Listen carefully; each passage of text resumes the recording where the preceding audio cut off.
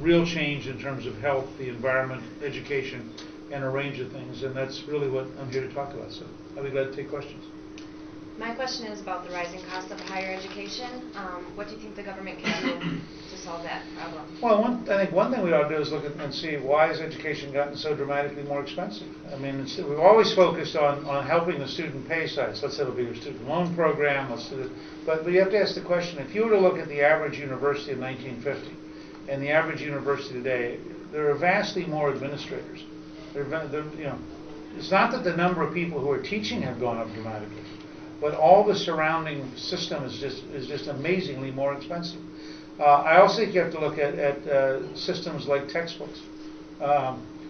If you've been in college recently, you know textbooks are absurdly expensive, and we've published some books over the last few years where we directly have published them ourselves, and I know about what it costs to publish a book.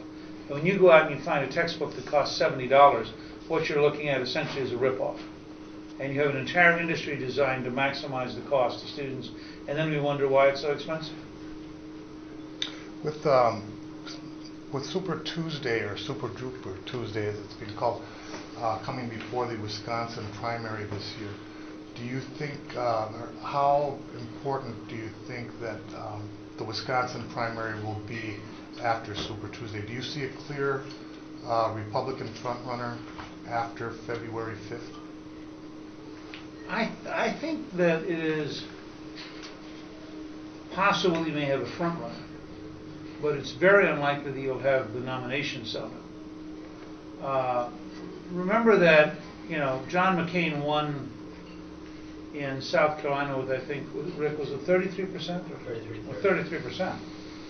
The guy came in second, got 30. I mean, and then a bunch of other guys got 16 and 15 and what have you.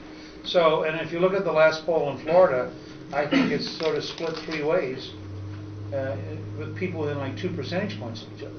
So even the person who in the press gets the headline is not getting anything close to a majority of the delegates yet.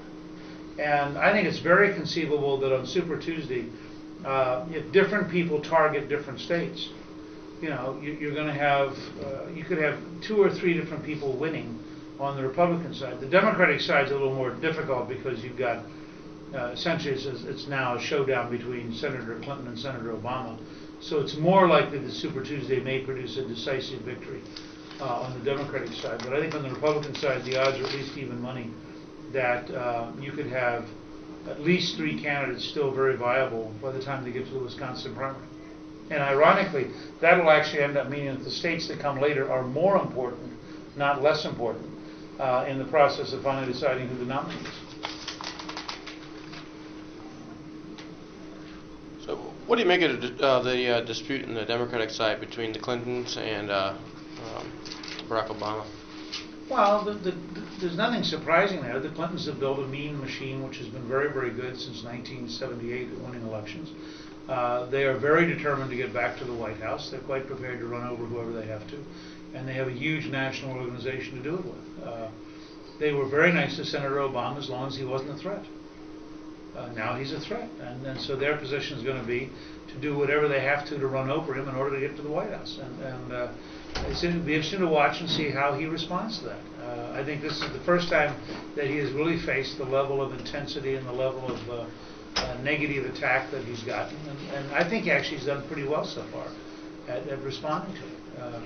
But if they can, if they can drive him off the playing field, they're going to, and that's not illegitimate. You have to understand they want to do something nobody in history has ever done. They want to take an 8-year president and follow it up by having his spouse in the White House for 8 years. Now that would mean that they were in the White House longer than Franklin Delano Roosevelt. I mean, they would literally have set the all-time American record for holding the White House. Well, they really want to do that. And they're going to do everything they can, every way they can, with the biggest political organization in the country in order to get there. Anybody who's going to beat them, whether it's Senator Obama in the primaries or it's the Republican nominee this fall, they better understand that they're up against a historic force that will do virtually anything to win. And that's been their tradition all along.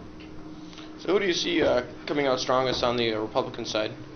at this point? I think whoever wins the nomination will, by definition, be the strongest candidate. Now, I mean that in the deepest sense. If you watch, it's like a playoff series. I mean, if whoever is able to put together the organization, the finances, the issues, and able to sustain the momentum, will, by definition, be the person who ought to be nominated. And I like competition. I don't mind this thing running on for a while. I think our candidates are better now than they were 3 months ago.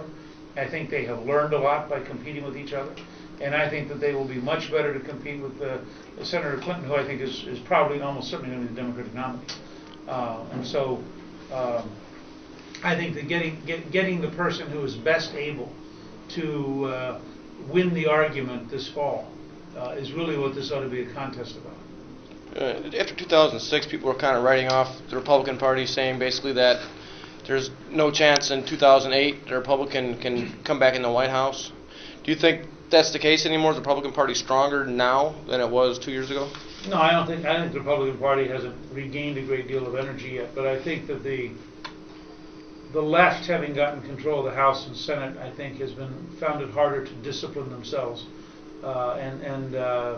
When you have Chairman Charlie Rangel introduce a huge tax increase bill, when you have the House Democrats pass a bill to strip American workers of the right to vote in a secret ballot before being forced to join the union. When you go down the list of things they're doing, the challenge for the Democrats is that their left has a huge appetite and is actually pretty alien from the rest of the country. If you look at the platform of the American people in my book, Real Change, you'll see that there's a center-right majority, not a right-wing majority, but a center-right majority that tends to run between 70 and 90% of the vote. And there's a fairly small left-wing element, but it's the dominant element in the Democratic Party. And I think that if Senator Clinton becomes the nominee, and it is clear that they're going to go as far to the left as at least some of her speeches imply, I think that they weaken themselves in a general election pretty dramatically. Your book is obviously Real Change, and you're talking a lot about real change, and that's a theme that's obviously been echoed in so many of the candidates' campaigns so far. Is there a candidate, or are there candidates out there who you think can bring real change? Well, I think that the four Republicans who've emerged in this last round, all in their own unique way, has talked about real change. I mean, you have in John McCain, somebody who's talked about changing the entire way in which we deal with special interest, in which we deal with spending, in which we deal with pork. You have in Governor Romney somebody whose economic background makes him as a businessman, somebody who's really centered his entire campaign now around changing Washington. You have in Mayor Giuliani somebody who actually I cover in the book Real Change.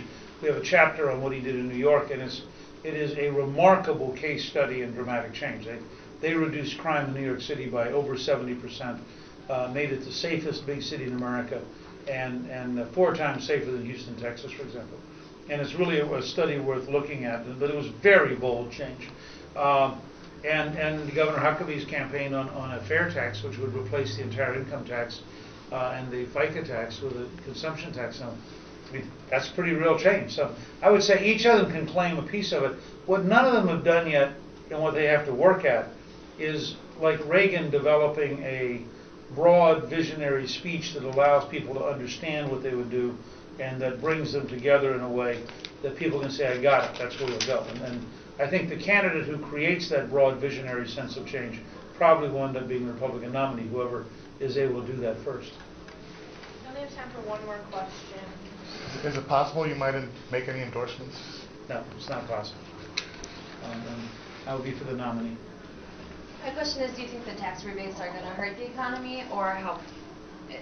I think they're almost irrelevant. I think, first of all, the American people aren't stupid. I mean, if you get told your government's going to send you one check one time, a friend of mine said today he'll simply pay off his credit card.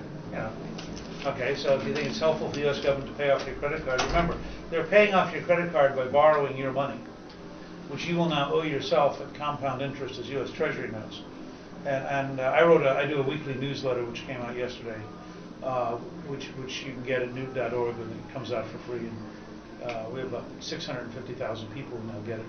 And this week I talked about steroids and stimulus. And I said it's ironic that the Congress, which is investigating steroids in baseball, wants to apply steroids to the economy. And that's my attitude towards rebates.